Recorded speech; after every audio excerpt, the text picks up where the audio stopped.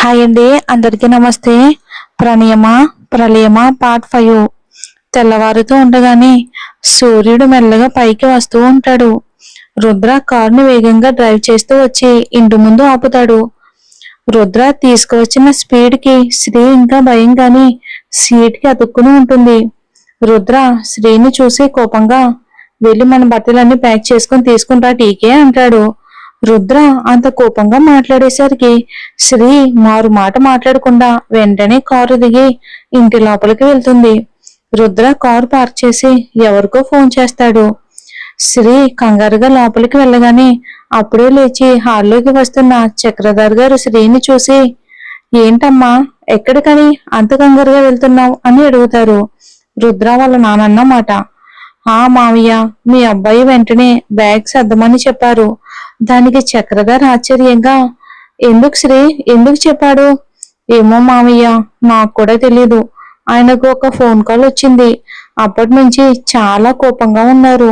ఆయన కోపం చూసి ఏం జరిగిందో అని అడిగే ధైర్యం నాకు కూడా లేదు. అందుకే నేను ఏమీ అడగలేదు మావయ్య అని వీళ్ళు ఇలా మాట్లాడుకుంటూ ఉండగానే రుద్ర ఫోన్ మాట్లాడుతూ లోపలికి వస్తాడు. శ్రీ రుద్రాన్ని చూసి వెంటనే గదిలోకి వెళ్లి వాళ్ళకి కావలసినవన్నీ ప్యాక్ చేస్తూ ఉంటుంది. రుద్ర చక్రధర్ గారిని చూసి ఫోన్ పెట్టేస్తాడు. ఏంటి నాన్న ఇది, అంత అర్జెంటుగా ఎక్కడికి బయలుదేరారు అని అడుగుతారు ఆయన. డాడీ, నేను టీకే పిల్లల దగ్గరికి వెళ్తున్నాం, మీరు ఇక్కడే ఉండండి. అదేంటి నాన్న, ఇంత సడన్ గా వాళ్ళ దగ్గరికి ఎందుకు? అక్కడంతా బాగానే ఉంది కదా అని అడుగుతారు. దానికి రుద్ర బాధగా, పిల్లలిద్దరూ ప్రమాదంలో ఉన్నారు. చక్రధర్ ఒక్కసారిగా షాక్ అయ్యి, వాట్, ఏమంటున్నావు నానా? పిల్లలు ప్రమాదంలో ఉండడం ఏంటి? అసలు ఏం జరిగింది? రుద్ర చక్రధర్ గారిని చూసి కళ్ళ నీళ్లతో, అవినాష్కి యాక్సిడెంట్ అయ్యింది డాడీ. ఇంకా అవి ఇప్పుడు డేంజర్ లో కూడా ఉన్నాడు డాడీ అని అంటాడు. రుద్ర చెప్పింది విని చక్రధర్ గారు షాక్ అయ్యి నోట మాట రాక అక్కడే కోల్పడిపోతారు. డాడీ, డాడీ అని అరుస్తూ చక్రధర్ గారిని పట్టుకుని సోఫాలో కూర్చోబెడతాడు. ఇంతలో లగేజ్ తీసుకుని శ్రీ వీళ్ళ దగ్గరకు వస్తుంది. తను రావడం చూసి ఇద్దరు నార్మల్ అవుతారు. శ్రీ వీళ్ళని చూసి, ఏమైంది, ఎందుకు ఇద్దరు అలా ఉన్నారు అంటుంది. చక్రధర్ గారు బాధగా రుద్రాన్ని చూస్తారు.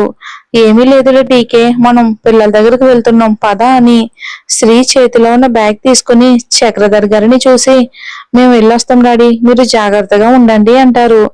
చక్రధర్ గారు ఏం మాట్లాడకుండా శ్రీని చూసి, శ్రీ కూడా ఏమీ అర్థం కాకుండా రుద్రాన్ని చూసి, ఆయన ఇంత సడన్ గా ఎందుకు అని మాట్లాడుతూ ఉండగానే రుద్ర శ్రీకి మాట్లాడే ఛాన్స్ ఇవ్వకుండా తన చేయి పట్టుకుని తీసుకుని వెళ్తాడు. శ్రీ చక్రధర్ గారిని చూస్తుంది. ఆయన శ్రీని చూసి చాలా బాధగా కళ్ళల్లో నీళ్లు పెట్టుకుంటారు. శ్రీకి ఖచ్చితంగా ఏదో జరిగిందని అయితే అర్థమైంది. ఇంకేం మాట్లాడకుండా సైలెంట్ గా రుద్ర వెంటే వెళ్తుంది. ఇంటి ముందు చాపర్ వీళ్ళ కోసం సిద్ధంగా ఉంది. రుద్ర శ్రీ ఇద్దరు కూడా చాపర్లోకి ఎక్కుతారు. శ్రీ రుద్రాన్ని చూసి, ఇంత సడన్ గా పిల్లల దగ్గరకు ఎందుకు కేకే, వాళ్ళకి ఏమీ కాలేదు కదా అని కంగారుగా అడుగుతుంది. రుద్ర శ్రీని చూసి ఏం మాట్లాడకుండా తన చేయి పట్టుకుని శ్రీ తలను తన ఎదపైన పెట్టుకుంటాడు. శ్రీ సైలెంట్ గా కళ్ళు మూసుకుని రుద్రాన్ని గట్టిగా పట్టుకుని కూర్చుంటుంది. చాపర్ గాలిలో ఎగురుతూ ఢిల్లీ వైపుకు పయనం అవుతుంది. కాసేపట్లో చాపర్ ఢిల్లీలోని ఇక అవినాష్ ఉన్న హాస్పిటల్ దగ్గర ల్యాండ్ అవుతుంది. హాస్పిటల్ దగ్గరకు రాగానే శ్రీ భయంగా రుద్ర చెయ్యి గట్టిగా పట్టుకుని రుద్ర శ్రీకి ధైర్యం చెప్తూ శ్రీ చేతిని పట్టుకుని కిందకి దిగుతాడు. రుద్ర అరేంజ్ చేసిన బాడీ గార్డ్స్ వీళ్ళ చుట్టూ చేరి వీళ్ళకి ప్రొటెక్షన్ ఇస్తారు. ఇంతలో ఒక అతను రుద్ర దగ్గరకు వచ్చి, సార్, మీరు చెప్పినట్టు అంతా అరేంజ్ చేశాం సార్, ఇంకా సీసీటీవీ ఫొటోస్ కూడా రెడీగా ఉన్నాయి సార్ అని అంటాడు. దానికి రుద్ర గంభీరంగా, ఓకే, ఇంకా సేపట్లో హైదరాబాద్కు వెళ్ళాలి, అన్ని అరేంజ్ చేయండి అంటాడు. అతను ఓకే సార్ అని అంటాడు. శ్రీకి అక్కడ ఏం జరుగుతుందో అర్థం కాక రుద్రాన్ని చూస్తూ ఉంటుంది. రుద్ర తన చేయి పట్టుకుని హాస్పిటల్ లోపలికి తీసుకుని వెళ్తాడు. రుద్ర శ్రీని సరాసరి అవినాష్ ఉన్న గది దగ్గరకు తీసుకుని వెళ్తాడు. శ్రీకి ఇంకా సహనం నశించి రుద్ర చేతిని విడిపించుకుని, ఏంటి కేకే, అసలు ఏం జరిగింది? పిల్లలకి అసలు ఏమయ్యింది, ఇక్కడికి ఎందుకు తీసుకొని వచ్చావు? ఏదైనా అడిగితే సమాధానం ఇవ్వకుండా ఇలా సైలెంట్ గా ఉంటే నేనేం అర్థం చేసుకోవాలి? ఎందుకు ఇలా చేస్తున్నావు? నాకు సమాధానం చెప్పు కేకే అని అరుస్తుంది. రుద్ర ఏం మాట్లాడకుండా తల వంచుకుని అక్కడ ఉన్న గది డోర్ ఓపెన్ చేసి శ్రీని లోపలికి వెళ్ళు అన్నట్టు చెయ్యి చూపిస్తాడు. శ్రీ ఏం మాట్లాడకుండా భయంగానే ఒక్కొక్క అడుగు వేస్తూ ఆ గదిలోకి వెళ్తుంది. శ్రీ వెనుకే రుద్ర కూడా వెళ్తాడు. ఆక్సిజన్ మాస్క్ పెట్టుకుని ఒంటి నిండా గాయాలతో ఉలుకు పలుకు లేకుండా పడుకుని ఉన్న తన కొడుకుని చూసి అక్కడికక్కడే శ్రీ కూలబడిపోతుంది. రుద్ర వెంటనే శ్రీని పట్టుకుంటాడు. శ్రీకి తెలియకుండానే తన కంట్లో నీళ్లు ధారలుగా కారిపోతూ ఉంటాయి. శ్రీ రుద్రాన్ని చూసి అతి కష్టం మీద మాట్లాడుతూ వాడు నా కొడుకేనా కేకే అని అంటుంది. దానికి రుద్ర బాధగా అవును అన్నట్టు తలూపుతాడు.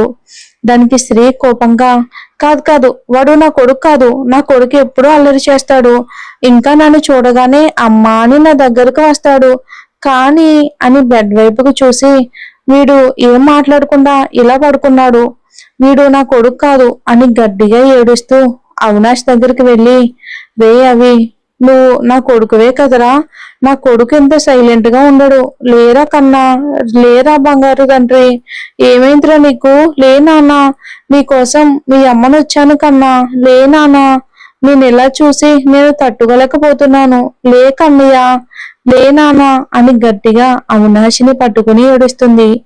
రుద్ర బాధగా శ్రీ దగ్గరికి వెళ్లి శ్రీని పట్టుకుంటాడు.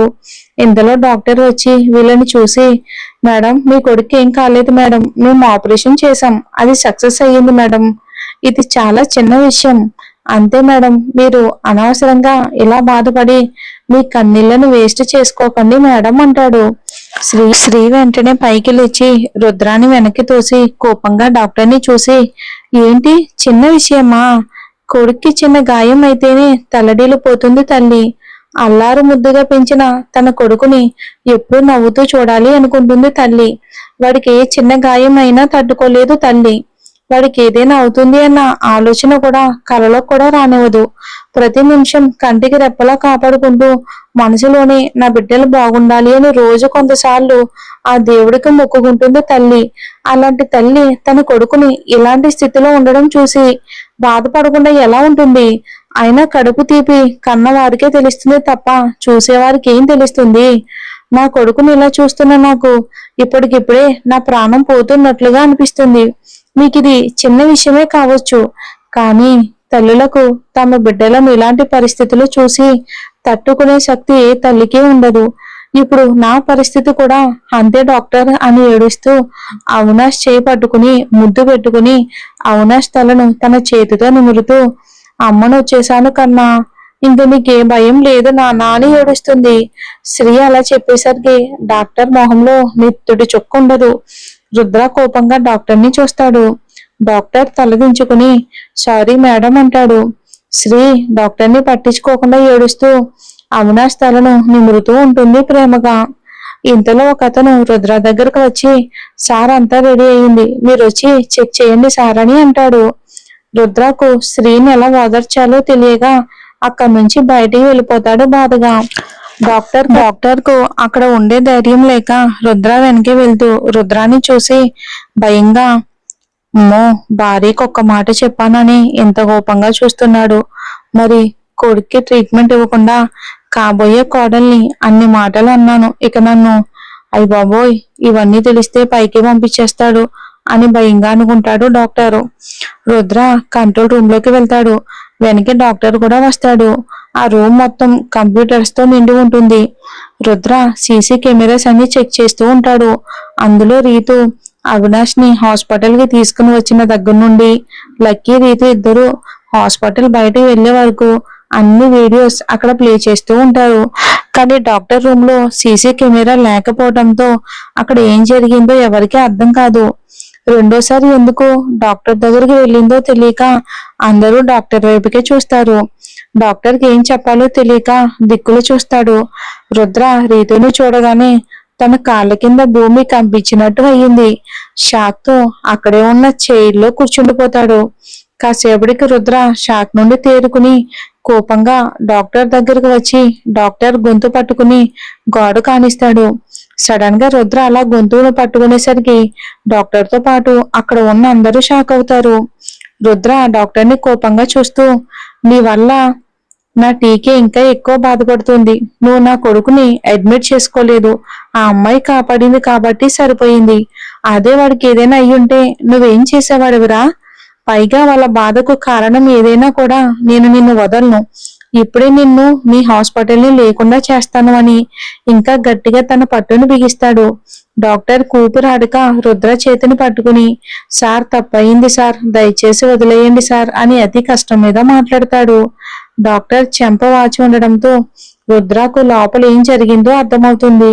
రుద్రాని అంత దగ్గర నుంచి చూసేసరికి డాక్టర్ గుండె వేగంగా కొట్టుకుంటూ ఉంటుంది భయంతో. రుద్ర కోపంగా డాక్టర్ని వదిలేసి దూరంగా వెళ్లి గంభీరంగా లోపల ఏం జరిగింది అని అడుగుతాడు. రుద్ర తన గొంతును వదలగానే డాక్టర్ గట్టిగా ఊపిరి పీల్చుకుంటూ తగ్గుతూ భయంగా రుద్రాన్ని చూసి తన జేబులో ఉన్న రింగ్ ని తీసి రుద్ర చేతిలో పెట్టి, మీకు కాబోయే కోడల దగ్గర ప్రస్తుతానికి డబ్బులు లేవని నేను ఎంత వద్దు అన్నా కూడా ఈ రింగ్ ఇచ్చారు సార్, అంతే అని చెంప రుద్దుకుంటాడు ఆ డాక్టరు. రుద్ర ఆ రింగ్ తీసుకుని తీక్షణంగా చూస్తాడు. ఆ రింగ్ మీద చిన్న చిన్న డైమండ్స్ తో ఆర్ అనే లెటర్ ఉంటుంది. రుద్ర ఆ రింగ్ ని తన చేతితో పట్టుకుని డాక్టర్ ని చూసి, నీకు కావలసిన అమౌంట్ అంతా నీ అకౌంట్ కి ట్రాన్స్ఫర్ అవుతుంది, ఇంక నువ్వు వెళ్ళు అంటాడు ఆ రుద్ర. డాక్టర్ భయంగా, సార్ మరి? రుద్ర డాక్టర్ వైపుకు చూడకుండా కోపంగా, ఐ సే గెట్ అవుట్ అని కోపంగా అరుస్తాడు రుద్ర. రుద్ర అరుపుకు డాక్టర్ తో సహా అక్కడ ఉన్న అందరూ కూడా భయంతో దడుచుకుంటారు. డాక్టర్ వెళ్ళగానే రుద్ర ఒక అతని వైపుకు చూసి, ఈ హాస్పిటల్ రేపటితో ఇక్కడ ఉండకూడదు అని అంటాడు కోపంగా.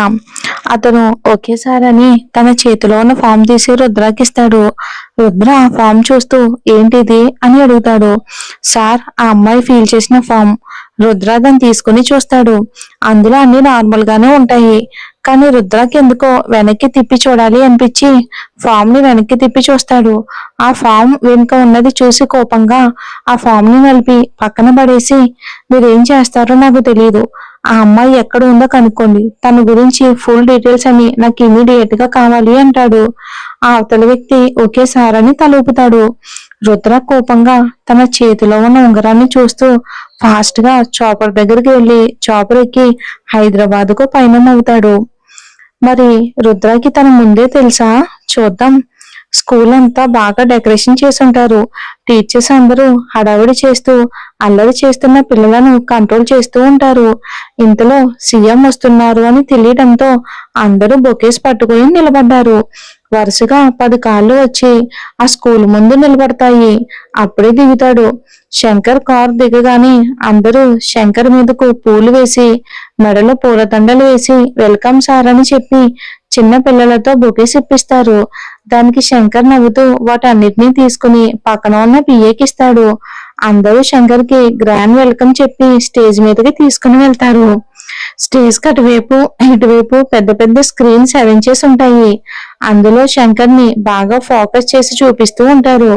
శంకర్ కి కొంచెం టెన్షన్ గా ఉంటుంది. చుట్టూ చూస్తాడు కిల్లర్ కోసం, కానీ ఎక్కడా కనిపించకపోవటంతో మనసులోనే దూరంగా ఉండి షూట్ చేస్తాడేమో అని అనుకుంటూ ఉంటాడు.